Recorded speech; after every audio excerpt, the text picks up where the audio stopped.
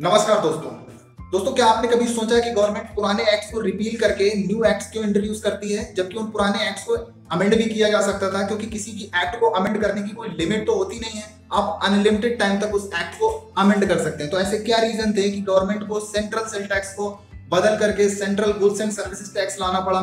ऐसे क्या कारण थे कि कंपनीज एक्ट 1956 को बदलकर कंपनीज एक्ट 2013 लाना पड़ा? तो आइए जानते हैं आज की इस वीडियो में with the practical example, and ये भी जानते हैं कि क्यों जीएसटी एक रूल बेस्ड टैक्स है।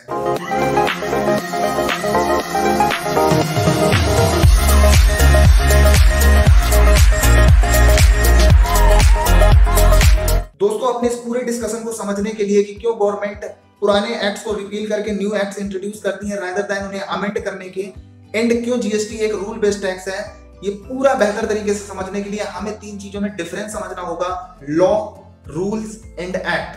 तो दोस्तों, जिस प्रकार हमें खाना चाहिए होता है अपने शरीर को एनर्जी देने के लिए ताकि हम अपने काम को कर सकें, उसी प्रकार इंडियन कॉन्स्टिट्यूशन के जो आर्टिकल 249 एंड 250 कहते हैं कि गवर्नमेंट तब तक किसी व्यक्ति को पेनलाइज नहीं कर सकती, कोई भी रेवेन्यू कलेक्ट नहीं कर सकती जब तक कि वह उस पर एक्ट ना बना दे।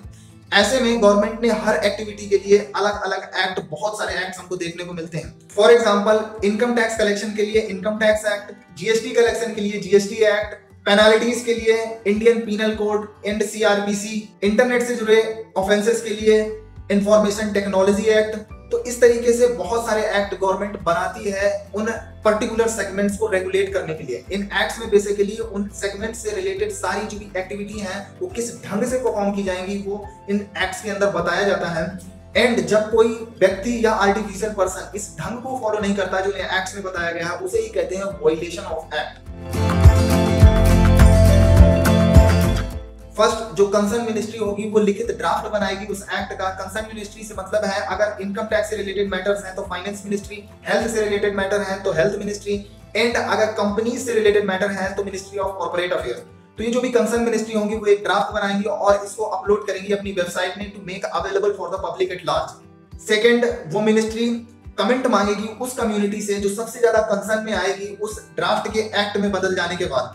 दोस्तों, फॉर एग्जांपल, अगर कंपनी से रिलेटेड ड्राफ्ट है तो वेरियस कंपनी से कमेंट मांगे जाएंगे कि इसमें क्या चेंजेस करने चाहिए और क्या आप इंप्रूवमेंट्स चाहते हैं इस ड्राफ्ट में। सेकेंडली, अगर फॉर्मर से रिलेटेड मैटर्स हैं तो फॉर्मर लीडर जो होते हैं, फॉर्मर रिप्रेजेंटेटिव होते हैं, उनसे कमेंट मांगे जाएंगे कि ये जो हम लॉ जो ड्राफ्ट कर रहे हैं, जो एक्ट बाद में बदल जाएगा, क्या इसमें आपकी क्या राय है और आप इनमें क्या चेंजेस चाहते हैं।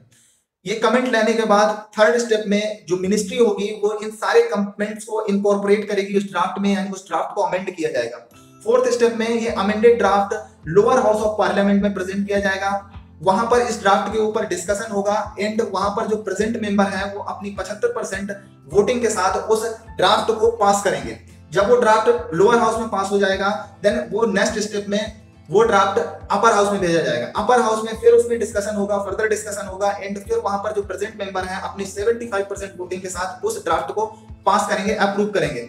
वंस वो ड्राफ्ट अपर हाउस से अप्रूव हो जाएगा, इसके बाद वो ड्राफ्ट प्रेसिडेंट के पास भेजा जाएगा लास्ट स्टेप में, एंड प्रेसिडेंट उस ड्राफ्ट को पढ़कर उसमें सिग्नेचर कर देंगे। जैसे ही प्रेसिडेंट उस ड्राफ्ट में सिग्नेचर करते हैं वो ड्राफ्ट बन जाता है एक्ट। तो इस तरीके से एक एक्ट का फॉर्मेशन होता है। वो पहले ड्राफ्ट होता है, कमेंट मांगे जाते हैं, अप्रूवल मिलता है और देन प्रेसिडेंट के साइन के बाद वो एक्ट बन जाता है।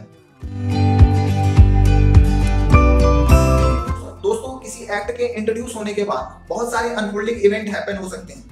ऐसे में जो एक्ट के सेक्शंस के अंदर जो बात लिखी है उनको अमेंड करने की जरूरत होती है, यानी उनमें कुछ बदलाव करने की जरूरत होती है। ऐसा करने के लिए गवर्नमेंट को फिर lower house of parliament approval, upper house of parliament approval, then president signature, इस पूरे इंटायर प्रोसेस से होकर गुजरना पड़ता है। इस पूरे प्रोसेस में कई बार कई महीनों का टाइम लग जाता है एंड पब्लिक वेलफेयर में कुछ ऐसे डिसीजंस गवर्नमेंट को इमीडिएटली लेने होते हैं जो डिसीजन अगर डिले हुए तो बहुत ज्यादा डिजास्टर आ सकती है एंड बहुत ज्यादा नुकसान हो सकता है पब्लिक वेलफेयर में। तो ऐसा करने के लिए गवर्नमेंट रूल्स बनाती है, यानी कि जो बात सेक्शंस में लिखी जा सकती थी उस सेक्शन में न लिख करके रूल्स में लिखती है एंड सेक्शन में एक वर्ड यूज करती है, एज मे बी प्रिस्क्राइब। सबसे अच्छी बात रूल्स की ये होती है कि सेंट्रल गवर्नमेंट जो भी पावर में सरकार है वो सरकार अगर रातों रात चाहे तो उन रूल्स को अमेंड कर सकती है, रातों रात चाहे तो उन रूल्स में ऐड ऑन कर सकती है, उन रूल्स को विड्रॉ कर सकती है। यानी वो सारे पावर सेंट्रल गवर्नमेंट या जो भी स्टेट की गवर्नमेंट है तो उसके पास ये पावर होती है रूल्स को अमेंड करने की। तो इसलिए सेक्शंस में वो बात ना लिख करके रूल्स में लिखी जाती है।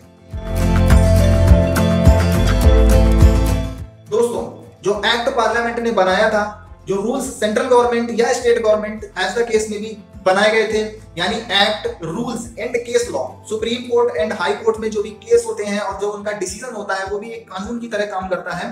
तो वो जो केस लॉज होते हैं एक पर्टिकुलर मैटर्स में, इन तीनों चीजों को अगर आप कंबाइंड तरीके से मिला देंगे तो इस पूरी तीन चीजों को बोलते हैं लॉ।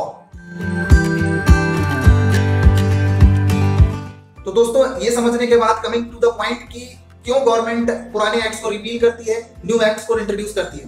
दोस्तों, अगर हम कंपनीज एक्ट 1956 की बात करें, जिसको रिपील करके 2013 कर दिया गया, तो 1956 के अंदर जो ज्यादातर बातें थी वो सेक्शंस के अंदर लिखी थी। तो ऐसे में गवर्नमेंट को अगर कुछ भी चेंज करने होते थे तो बहुत सारा टाइम जाता था, parliament approval, then president signature, इसमें बहुत सारा टाइम जाता था, बहुत सारे स्कैम हो जाते थे उसी बीच में, 2 महीने 3 महीने का जो समय इस प्रोसेस में लग जाता था। ऐसा में गवर्नमेंट ने इस एक्ट को ही बदल करके कंपनीज एक्ट 2030 कर दिया।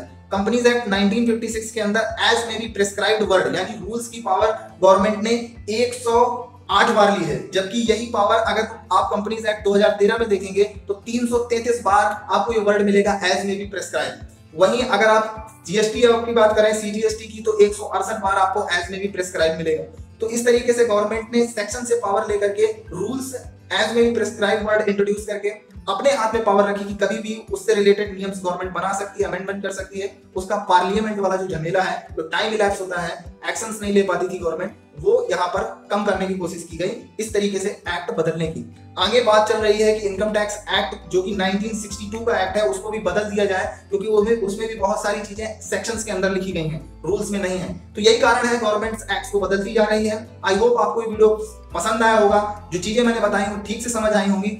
दोस्तों, अगर वीडियो पसंद आए तो लाइक करिएगा, चैनल पर नए हैं तो सब्सक्राइब किए बिना मत जाइएगा, और अगर कोई डाउट है तो कमेंट सेक्शन में जरूर पूछिएगा। Thank you.